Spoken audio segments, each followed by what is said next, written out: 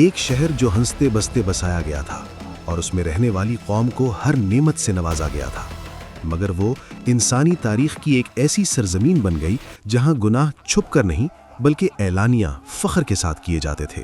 اس قوم کا جرم اتنا انوکھا تھا کہ اس جیسی مثال انسانی یادداشت میں اس سے پہلے کبھی درج ہی نہ ہوئی تھی۔ اللہ کو ان کا راستہ پسند نہ آیا اور پھر اللہ کا فیصلہ نازل ہو گیا، اور ایک ہی لمحے میں پوری قوم اپنی بستی سمیت الٹ دی گئی، جو قیامت تک کے لیے عبرت بنا دی گئی۔ یہ قوم تھی قوم لوط، اور یہ آباد شہر تھا سدوم۔ آج کے اردن اور فلسطین کے درمیان دو مشہور شہر واقع تھے، سدوم اور عمورہ۔ سدوم ایک ایسا شہر تھا جہاں زمین میں چشمے بھی تھے اور باغات بھی۔ فصلیں اتنی زرخیز تھیں کہ لوگوں نے کبھی یہ سوچا بھی نہ تھا کہ یہ زمین کسی دن انکار کر سکتی ہے۔ کھجوروں کے کھوشے نرم تھے، پھل بھرے ہوئے تھے اور زمین کے پانی میں مٹھاس تھی، مگر ان کے دل زمین کی مٹھاس کے برعکس آہستہ آہستہ سختی میں ڈھلتے چلے گئے۔ ابتدا میں ان کے گناہ فرد تک محدود تھے۔ تمہاری مسکراہٹ بہت خوبصورت ہے۔ پھر سرکردہ لوگ مسکرا کر کہنے لگے، یہ نیا راستہ ہے، اس میں مزہ ہے، اور یوں یہ شوق، یہ عادت، یہ رویہ بن گیا۔ گناہ اب صرف فعل نہ رہا بلکہ تہذیب کا رنگ اختیار کر گیا۔ لوگ رات کے اندھیروں سے نکل کر کھلی محفلوں میں اعلانیہ فیصلے کرتے اور اللہ کے احکام کا مذاق اڑاتے۔ دور ایک شہر بابل میں اللہ کے نبی حضرت ابراہیم علیہ السلام اور ان کے بھتیجے حضرت لوط علیہ السلام اللہ کا پیغام لوگوں تک پہنچا رہے تھے۔ پھر اللہ کے حکم سے انہوں نے ہجرت کی۔ حضرت لوط علیہ السلام وہ پہلے انسان تھے جو حضرت ابراہیم علیہ السلام پر ایمان لائے، یعنی یہ رشتہ صرف خون کا نہیں بلکہ دین کے سفر کا بھی تھا۔ قرآن کہتا ہے، اور ہم نے ابراہیم اور لوط کو اس سرزمین کی طرف نجات دی جس میں ہم نے تمام جہانوں کے لیے برکت رکھی ہے۔ اس سے مراد شام کا علاقہ تھا۔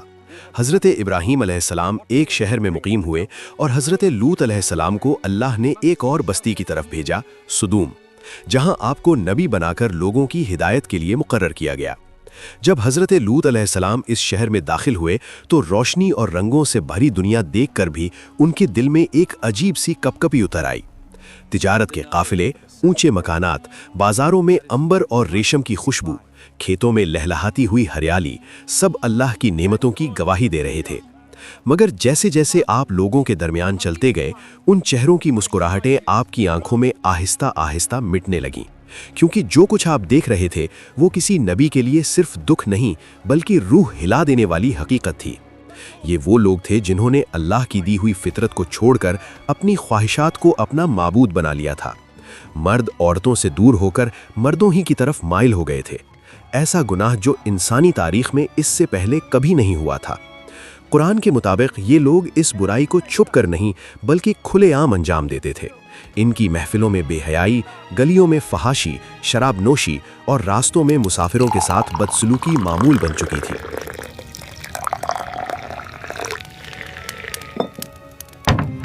چلو اندر جاؤ اور پیو۔ ان کا مال لوٹتے، ان کے ساتھ بدسلوکی کرتے اور ان حرکتوں پر فخر محسوس کرتے تھے۔ نعمتوں کی وادی اب گناہوں کا میدان بن چکی تھی۔ ایک دن حضرت لوط علیہ السلام اپنی قوم کے پاس آئے اور فرمایا، اے میری قوم، اللہ سے ڈرو، میں تمہارے پاس وہ پیغام لایا ہوں جس میں تمہاری بھلائی ہے۔ قوم کے نوجوان ہنستے ہوئے بولے، بھلائی تو ہمارے شہر کی گلیوں میں بہتی ہے، ہم نے کسی نبی کو نہیں بلایا۔ حضرت لوط علیہ السلام نے فرمایا، قوموں کا عروج ایمان سے ہوتا ہے، دیواروں کی بلندی سے نہیں۔ سردار غصے میں بولے، دیواریں ہم نے اپنے ہاتھوں سے بنائی ہیں، ایمان کیا چیز ہے؟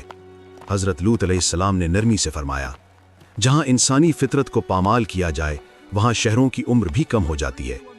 قوم نے طنز کیا، لے آؤ وہ عذاب جس سے ہمیں ڈراتے ہو۔ انہیں معلوم نہ تھا کہ اللہ کی بات محض گفتگو نہیں بلکہ فیصلہ ہوتی ہے۔ ایک دن، ایک مہینہ نہیں بلکہ نسلوں پر محیط ایک طویل عرصہ۔ حضرت لوط علیہ السلام انہی گلیوں، انہی بازاروں اور انہی لوگوں کے درمیان کھڑے ہو کر ہر روز یہی صدا بلند کرتے رہے، اللہ سے ڈرو، یہ عمل فطرت کے خلاف ہے، اس راستے کو چھوڑ دو، اللہ کی رحمت کی طرف لوٹ آؤ۔ مگر جواب میں وہی طنز، وہی غرور، یہ جسم ہمارا ہے، اس پر ہمارا اختیار ہے۔ یہ سب حضرت لوط علیہ السلام کے لیے شدید ذہنی اذیت اور روحانی بوجھ بن گیا۔ آخرکار آپ نے اپنے رب کی طرف رجوع کیا اور دعا کی، اے میرے رب، इस फासिद कौम के मुकाबले में मेरी मदद फरमा। और यहाँ से अल्लाह के फैसले की हवा चल पड़ी। और फिर वो दिन आया जब अल्लाह के फैसले को हरकत मिली। एक रोज़ अल्लाह के फरिश्ते इंसानों की सूरत में हज़रत इब्राहीम अलैहिस्सलाम के पास मेहमान बनकर आए। खलीलुल्लाह ने उनका इस्तकबाल इज़्ज़त, वक़ार और मुस्कुराहट के साथ किया। आपने फरमाया, तशरीफ़ रखिए, मैं आपके लिए कुछ ले आता हूँ। हज़रत इब्राहीम अलैहिस्सलाम फ़ौरन अपने घर वालों की तरफ गए और एक भुना हुआ बछड़ा लाकर दस्तरखान पर रख दिया। मगर जब आपने देखा कि मेहमानों के हाथ खाने की तरफ नहीं बढ़ रहे, तो आपके दिल में एक अनजानी सी घबराहट पैदा हो गई। फरिश्तों ने फरमाया, डरिए नहीं, हम अल्लाह के फरिश्ते हैं। और फिर उन्होंने एक अजीम खुशखबरी सुनाई, हज़रत इसहाक़ अलैहिस्सलाम की पैदाइश की बशारत। ये सुनकर हज़रत इब्राहीम अलैहिस्सलाम का दिल खुशी और शुक्र से भर गया। लेकिन खुशखबरी के फ़ौरन बाद फरिश्तों ने वो बात कही जिसने फ़ज़ा को संजीदा कर दिया। उन्होंने कहा, हम एक ऐसी बस्ती की तरफ भेजे जा रहे हैं जो हद से ज़्यादा फसाद और बेहयाई में डूब चुकी है। वहाँ अल्लाह के नबी हज़रत लूत अलैहिस्सलाम मौजूद हैं। और यूं फरिश्ते हज़रत लूत अलैहिस्सलाम की बस्ती की तरफ रवाना हो गए। वो इंसानों की शक्ल में हज़रत लूत अलैहिस्सलाम के घर पहुँचे, मेहमान बनकर। हज़रत लूत अलैहिस्सलाम उन्हें देखकर परेशान हो गए, क्योंकि आप जानते थे कि ये शहर मेहमानों के लिए महफूज नहीं। अभी शाम पूरी तरह नहीं ढली थी कि शहर में खबर फैल गई कि लूत के घर अजनबी आए हैं। लोग जौक दर जौक दौड़ते हुए आए। गलियों में शोर, दरवाज़ों पर दस्तक, आवाज़ों में हवस की आग। वो चीखने लगे, दरवाज़ा खोलो, मेहमानों का इस्तकबाल हम खुद करेंगे। हज़रत लूत अलैहिस्सलाम दरवाजे के सामने खड़े हो गए और कहा, ऐ मेरी कौम, अल्लाह से डरो, मेरे मेहमानों को रुस्वा मत करो। मगर वो हंसते रहे, चीखते रहे, कहने लगे, हमें तुम्हारी नसीहत की कोई परवाह नहीं, मेहमानों को बाहर भेजो। इसी लम्हे फरिश्तों ने अपनी हकीकत जाहिर कर दी। उन्होंने हज़रत लूत अलैहिस्सलाम से फरमाया, आप खौफज़दा ना हो, हम अल्लाह के फरिश्ते हैं, ये लोग आपको कोई नुकसान नहीं पहुंचा सकते। फिर उन्होंने हुक्म दिया, आप रात के अंधेरे में अपने घर वालों को लेकर यहाँ से निकल जाएं, अपनी बीवी के सिवा सबको साथ ले जाएं और पीछे मुड़कर मत देखना। सुबह होते ही इस बस्ती पर अजाब नाजिल हो जाएगा। और फिर वो रात आई, जिसके बाद सुदूम की कोई सुबह न थी। जूं ही अल्लाह का हुक्म नाजिल हुआ, ज़मीन लरज़ने लगी, मकान बुनियादों से उखड़ने लगे, आसमान से निशानदार पत्थर बरसने लगे। हर पत्थर अपने मुजरिम को पहचानता था, हर वार अपने अंजाम के साथ था। रिवायात के मुताबिक अल्लाह ने पूरी बस्ती को ज़मीन से उठाकर उलट दिया। ना ऊंचे महल्लात बचा सके, ना ताकत, ना दौलत। चीखें फ़िज़ा में बिखर गईं, गुरूर मिट्टी में दफन हो गया। और फिर वो लम्हा आया जब शहर का नाम मिट गया, रास्ते मिट गए, लोग मिट गए, लेकिन वाक़या बाकी रह गया, क्योंकि अल्लाह ने इसे क़यामत तक के लिए इबरत बना दिया। अगर आपने इस वाक़ये से कोई सबक सीखा है तो कमेंट्स में ज़रूर लिखें। वीडियो को लाइक करें, चैनल को सब्सक्राइब करें